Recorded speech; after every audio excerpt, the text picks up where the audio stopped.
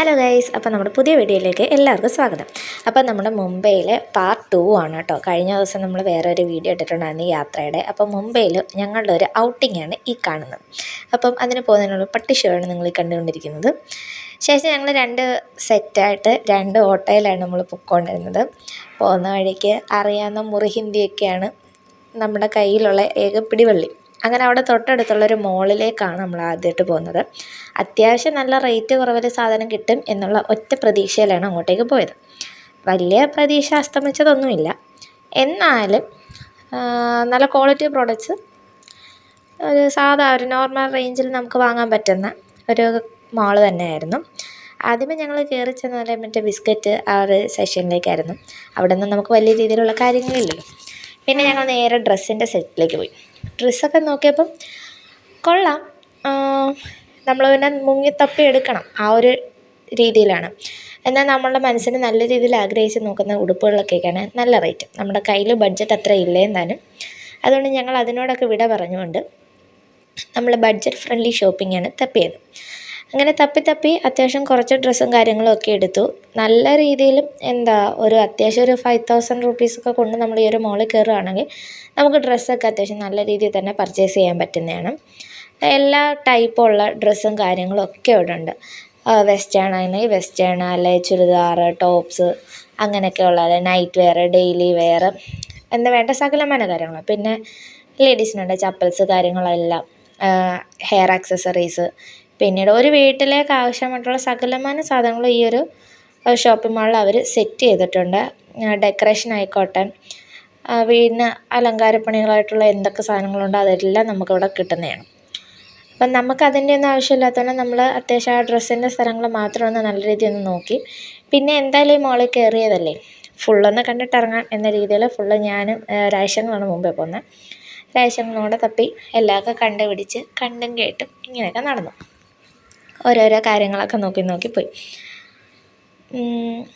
അത്രയേ ഉള്ളായിരുന്നു അവിടുത്തെ കാര്യങ്ങളെന്ന് പറയാം.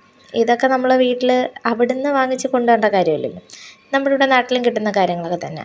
പിന്നെ ഞാൻ പറഞ്ഞില്ലേ, അത്യാവശ്യം ഒരു 10,000 രൂപയ്ക്കകം നമ്മളുടെ കയ്യിലൊരു എമൗണ്ട് ഉണ്ടെങ്കിൽ നമുക്ക് നല്ല രീതിയിൽ പർച്ചേസിങ് നടത്താൻ പറ്റുന്നതാണ്. നമ്മൾ ഉദ്ദേശിച്ച് പോയത് ഈ ഒരു തരത്തിലല്ല, നമ്മൾ സ്ട്രീറ്റിലായിട്ടുള്ള ഷോപ്പിങ്ങും കാര്യങ്ങളൊക്കെ ആയിരുന്നു ഉദ്ദേശിച്ച് പോയത്. പിന്നീട് ഉള്ളത് കൊണ്ട് ഓണം പോലെ എന്ന രീതിയിൽ നമ്മളിവിടെ ഫുള്ളൊന്ന് കണ്ട് അവിടെയൊക്കെ എന്തൊക്കെ വെറൈറ്റി സാധനങ്ങളാണുള്ളത് എന്നുള്ളതെല്ലാം ഒന്ന് കണ്ട് കേട്ടറിഞ്ഞു എന്നുള്ളത് മാത്രമാണ്. പിന്നെ അത്യാവശ്യം 1-2 സാധനങ്ങൾ പർച്ചേസ് ചെയ്തില്ല എന്നൊന്നും പറയുന്നില്ല. അങ്ങനെ അവിടുത്തെ കാര്യങ്ങളൊക്കെ കഴിഞ്ഞിട്ട് നമ്മൾ അടുത്ത സെക്ഷനിലേക്ക് വന്നു. പാത്രങ്ങളുടെ വലിയൊരു കമനീയ ശേഖരമായിരുന്നു പിന്നെ ഞങ്ങൾ കണ്ടത്. വെറൈറ്റി ഓഫ് കളേഴ്സിൽ, വെറൈറ്റി ഡിസൈൻസിലേക്ക് സ്റ്റീൽ പാത്രങ്ങൾ, കപ്പ്, ഒരു കിച്ചൺ ആവശ്യമായിട്ടുള്ള എല്ലാ സാധനങ്ങളും. ഞാൻ നേരത്തെ പറഞ്ഞില്ലേ, ഒരു വീടിന് ആവശ്യമുള്ള എല്ലാ സാധനങ്ങളും അവരൊരു 3-4 ഫ്ലോറിനകത്ത് സെറ്റ് ചെയ്തിട്ടുണ്ടായിരുന്നു. ഓരോ ഫ്ലോറിലും ഓരോന്ന് എന്ന രീതിയിൽ.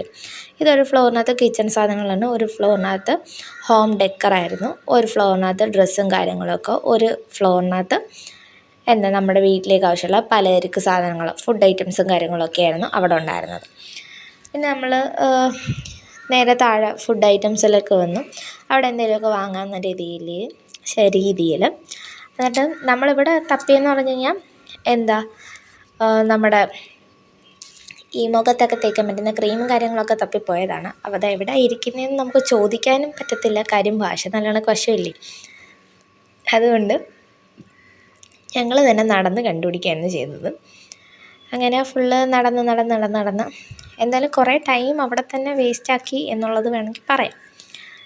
വേസ്റ്റ് തന്നെയാണ്, കാര്യം നമുക്ക് ആവശ്യമുള്ള സാധനങ്ങൾ കുറച്ചെടുത്ത് കഴിഞ്ഞിട്ട് നമ്മുടെ കൂട്ടത്തിലുള്ളവരൊക്കെ പർച്ചേസ് ചെയ്യട്ടെന്ന് പറഞ്ഞാൽ നമ്മളവിടെ ഫുള്ളൊന്ന് എക്സ്പ്ലോർ ചെയ്യാൻ വേണ്ടി കറങ്ങി തിരിഞ്ഞ് നടന്നു.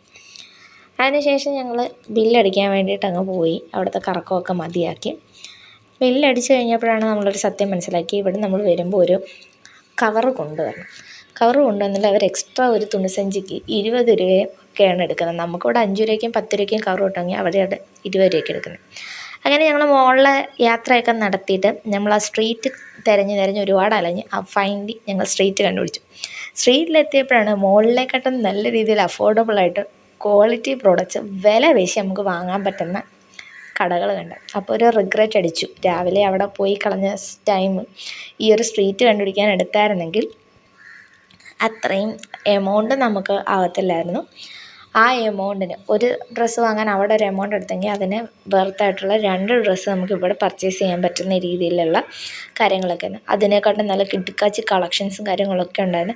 ലൈവായിട്ട് ഡ്രസ്സ് തയ്ച്ച് ഇപ്പോൾ ഇത്ര മണിക്കൂറിനുള്ളിൽ നമ്മുടെ നാട്ടിൽ പറയത്തില്ല 2 മണിക്കൂറിനുള്ളിൽ ഡ്രസ്സും കാര്യങ്ങളൊക്കെ തയ്ച്ച് കിട്ടുന്നു. അതേപോലെ ലൈവായിട്ട് നമുക്ക് മെറ്റീരിയൽ സെലക്ട് ചെയ്ത് കൊടുത്ത് അവർ ഡ്രസ്സ് സ്റ്റിച്ച് ചെയ്ത് ഡിസൈൻ ചെയ്ത് തരുന്ന ആ തരത്തിലുള്ള ഇഷ്ടം പോലെ കടകളും കാര്യങ്ങളും ഉണ്ടായിരുന്നു. അത് നമുക്ക് ബാഗിനാണെങ്കിലും ഡ്രസ്സിനാണെങ്കിലും എല്ലാം നമുക്ക് ബാർഗെയിൻ ചെയ്ത് തന്നെ നമുക്ക് വാങ്ങാൻ പറ്റുന്ന ക്വാളിറ്റി പ്രോഡക്റ്റ്സാണ്. ക്വാളിറ്റിയിലൊന്നും ഒരു കോംപ്രമൈസും അവർ വരുത്തുന്നില്ല. നല്ല രീതിയിൽ നമുക്ക് പർച്ചേസ് ചെയ്യാൻ പറ്റുന്ന നല്ലൊരു സ്ട്രീറ്റ് തന്നെയായിരുന്നു. നമ്മൾ കൂട്ടത്തിലുള്ളവരൊക്കെ അത് കണ്ടുപിടിക്കാൻ ആദ്യം താമസിച്ചെങ്കിൽ ഞങ്ങൾ ആദ്യം പോയി കണ്ടുപിടിച്ചു. പിന്നെ കൂട്ടത്തിലുള്ള 1-2 പേരെയും കൂടെ കൊണ്ടുവന്ന് അവർ ഇവിടുന്ന് ഡ്രസ്സൊക്കെ പർച്ചേസ് ചെയ്തു.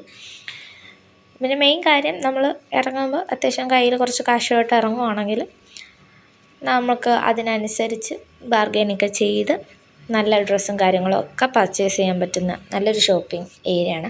ഇതിൻ്റെ കറക്റ്റ് ലൊക്കേഷനും കാര്യങ്ങളൊന്നും പറഞ്ഞു തരാൻ എനിക്ക് അറിയത്തില്ല. ഇത് നമ്മൾ നവി മുംബൈയിൽ തന്നെ ആയിരുന്നു കേട്ടോ. നമ്മൾ ആദ്യം പോയത് DMart എന്ന് പറഞ്ഞൊരു ഷോപ്പിംഗ് മോളിലായിരുന്നു. ഇത് അവിടെ വരെ പോകേണ്ട അതിനൊക്കെ മുമ്പ് നമ്മൾ സ്റ്റേ ചെയ്തതിനടുത്ത് അടുത്ത് തന്നെ ആയിരുന്നു ഈ ഒരു സ്ട്രീറ്റ് എന്ന് പറയുന്നത്.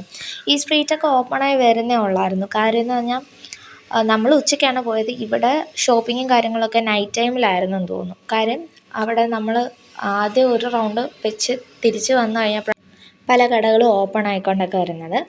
അപ്പോൾ ആ ഷോപ്പിങ്ങും കാര്യങ്ങളൊക്കെ കഴിഞ്ഞ് ഞങ്ങൾ തിരിച്ച് അടുത്ത പ്രോഗ്രാമിന് പോകാൻ വേണ്ടിയിട്ട് റൂമിൽ വന്ന് സെറ്റായി പോയി.